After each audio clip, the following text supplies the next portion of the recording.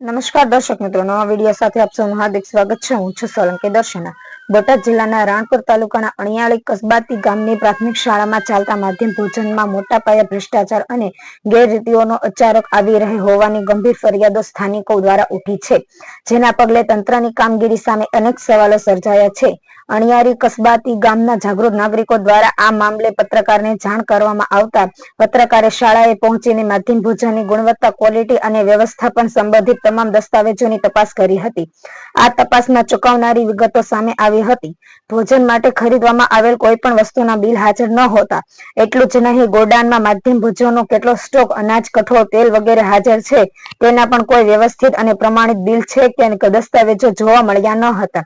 હલકી ગુણવત્તાનું ભોજન બાળકોને આપવામાં આવતું. ભોજન અને નાસ્તો અત્યંત હલકી ગુણવત્તાનું હોવા જણાયું હતું. મેન્યુનું ઉલ્લંઘન. નિયમ મેન્યુ પ્રમાણે બાળકોને જમવાનું કે નાસ્તાનું આપવામાં આવતું નથી.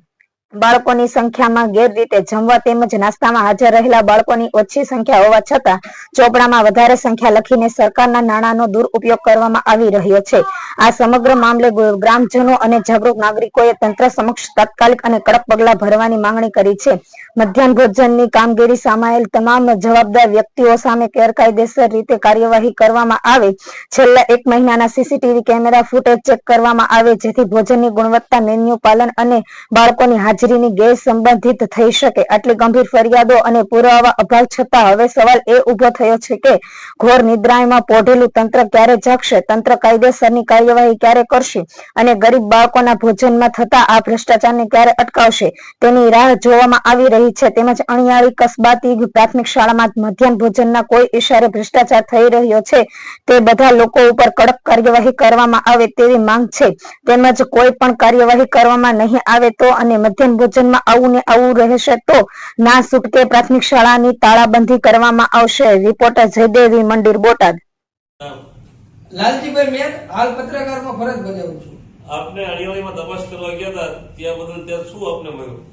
આજે હું અણિયાળી કસબાતી ગામમાં મધ્યાહન ભોજનમાં મારે વારંવાર રજૂઆત આવતી હતી ગામના લોકોની કે મધ્યાહન ભોજનમાં ખૂબ જ ભ્રષ્ટાચાર થાય છે, મેન્યુ પ્રમાણે જમવાનું નથી બનતું. તો તેના માટે થઈને મેં આજે 1 વાગ્યે મધ્યાહન ભોજનમાં વિઝિટ કરેલી.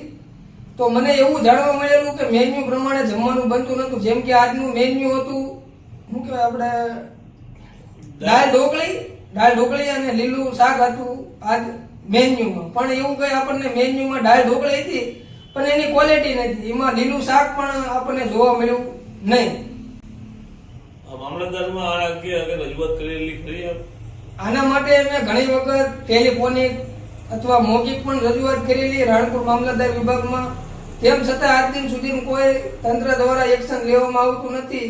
અને જે સ્કૂલમાં બાળકો જમે છે, જેમ કે એની સંખ્યા 100 જમ્યા હોય તો આવડા લોકો 150 લખે છે. અને પ્લસ બીજી વાત એ કે સ્કૂલના બાળકો આતે જમવાનું પીરસે છે, પછી તે લોકો તે બધું કચરા ઓલું વાળે છે, એ બધું એ કરે છે. પણ આના જે અધિકારીઓ છે એ કોઈ આની ઉપર કોઈ કાર્યવાહી કરતું નથી. અને બીજી વાત એ કે આપણે જે ગોડાઉન સ્ટોક કર્યો તો એમાં ગોડાઉનમાં આપણે કીધું ભાઈ તમારા બિલ આપો, અમને કેટલો સ્ટોક અત્યારે હાજર છે, ક્યારે સ્ટોક આવ્યું, પણ એવું પણ એમની પાસે હતું નહીં. પછી એમને એવું કીધું કે અમે લીલું શાક પણ નાખ્યું છે આની અંદર દાળ ઢોકળીમાં. તો આપણે એનું પણ કીધું કે ભાઈ તમે જે શાક નાખ્યું એનું માનું કે આપણે દૂધી હોય તો દૂધીની ઉપરની સાલ ઉતારી હોય એ તો અમને બતાવો. તો એ પણ એમને બતાવ્યું નતું. જેથી મેં રાણપુર તાલુકામાં જે મામલતદારમાં ફરજ બજાવે છે, મધ્યાહન ભોજનના જે તાલુકા અધિકારી છે તેમને ફોન કરીને બોલાયા. તેમને પણ બધી રિયાલિટી ચેક કરી, પણ એવું કઈ એમને પણ જે ક્વોલિટી વાપરવાની આવી ક્વોલિટી વાપરવામાં આવતી નથી. અને વારંવાર આ ભ્રષ્ટાચાર થાય છે તેવી અમારી રજૂઆત છે. અને આના માટે 1 મહિનાના સીસીટીવી કેમેરા અણિયાળી કસબાતી પ્રાથમિકના ખોલવામાં આવે, કેટલા બાળકો જમવામાં બેસે છે અને કેટલા લખે છે, અને બાળકો હાથે જ બધું કરે છે કે એમડીએમ ના સંચાલક બધું કરે છે. એમડીએમ ના સંચાલકો ટાઈમ ઉપર નથી આવતા. ટૂંકમાં રામ રાજ્ય અને પડ્યા સૂકી એ રીતના મારા ગામની અત્યારે હાલત. આ અંગે આપ આચાર્ય સાહેબ કે સંચાલક દ્વારા મિલી ભગત હોય તેવું આપને લાગી રહ્યું છે? હા, મને જોયા પ્રમાણે એવું લાગે છે કે આ મિલી ભગત ગામડેથી માંડીને જિલ્લા લગન હોય તેવું લાગી રહ્યું છે. કારણ કે નકર આ વસ્તુ બને નહીં. આવડા લોકો મધ્યાહન ભોજનમાં જે રાણપુર તાલુકા અધિકારી છે એવડા એ લોકોને ખરેખર ગામડે જ્યારે હોય ત્યારે વિઝિટ કરવી પડે. શું હાલ છે, બાળકો શું જમે છે. જો એક આ ગરીબોના બાળકોનું આવું ખાઈ જતા હોય આવડા લોકો, તો બીજું શું શું ન કરી શકે?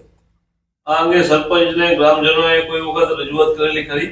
આ વખત આની પહેલા પણ મેં અણિયાળી કસબાતી ગામમાં વારંવાર પ્રાથમિક શાળામાં મેં બધાએ ઓલા સ્કૂલના બાળકો નહીં પણ આપણે આચાર્ય છે, શિક્ષકો છે, તેમ MDM ના સંચાલકોને પણ મેં બોલાવીને વાત કરેલી કે ભાઈ તમારે આ પ્રશ્ન છે તો તમે આનું માટે સરખી ધ્યાન આપીને બધું કરો, પણ એ લોકો એવું કીધું હતું થઈ જાય છે, હવે આવું નહીં થાય.